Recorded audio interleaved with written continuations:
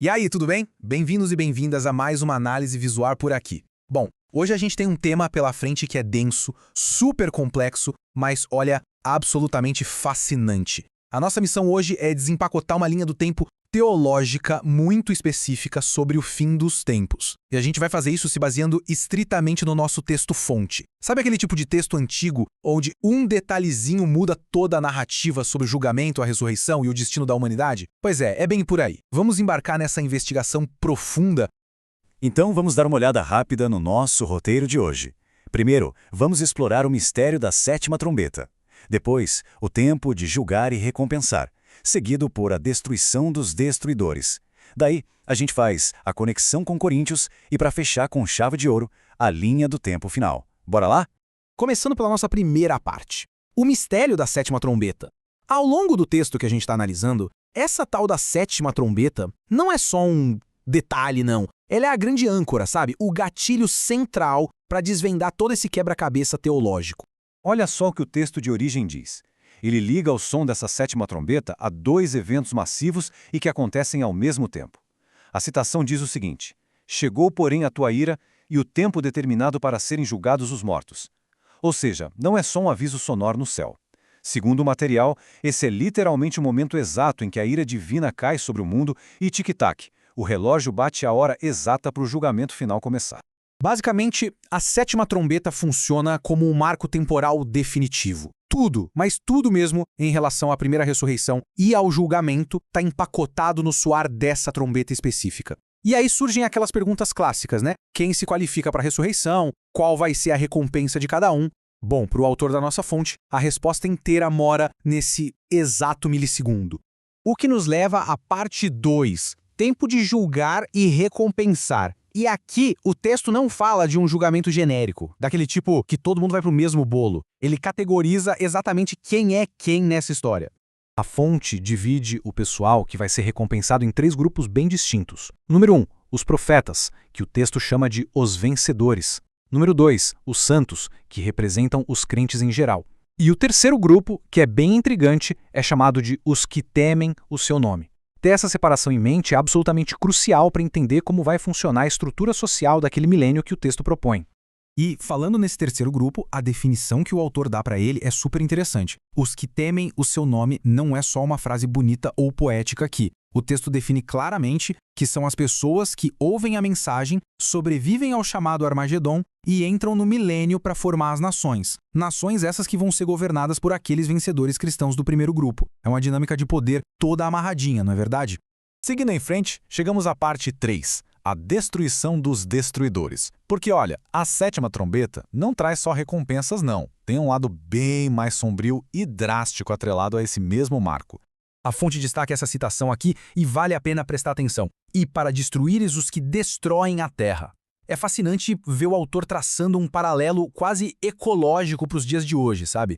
Ele aponta para uma responsabilização direta da humanidade, mostrando que esse julgamento final também é, de certa forma, uma resposta divina contra quem degrada e destrói fisicamente o nosso planeta. Mas claro, a coisa vai bem além do aspecto puramente ecológico. O autor expande isso para uma destruição total e definitiva de fato.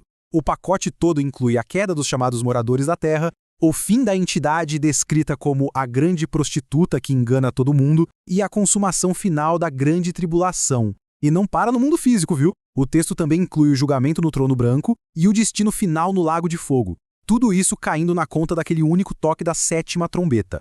E é aqui que o jogo vira. Parte 4. A conexão com Coríntios. É nesse exato ponto que o autor resolve cruzar textos de livros bíblicos completamente diferentes para construir o coração do argumento dele. Tem um versículo super famoso lá em 1 Coríntios que diz: "No momento, num abrir e fechar de olhos, ao ressoar da última trombeta." Então, o que o nosso texto-fonte faz? Ele cria uma ponte direta. O argumento é de que essa última trombeta que o apóstolo Paulo cita é literalmente, e sem tirar nem pôr, a mesmíssima sétima trombeta do livro do Apocalipse. Para a tese central ficar mais clara, dá uma olhada nesse contraste. Segundo o autor, as trombetas de 1 a 6 já tocaram e passaram lá durante o período da tribulação. Elas causaram os eventos delas, mas detalhe, zero ressurreição até aqui. A última trombeta, que ele disse a sétima, é o momento exclusivo onde tudo se consuma e os mortos finalmente ressuscitam incorruptíveis.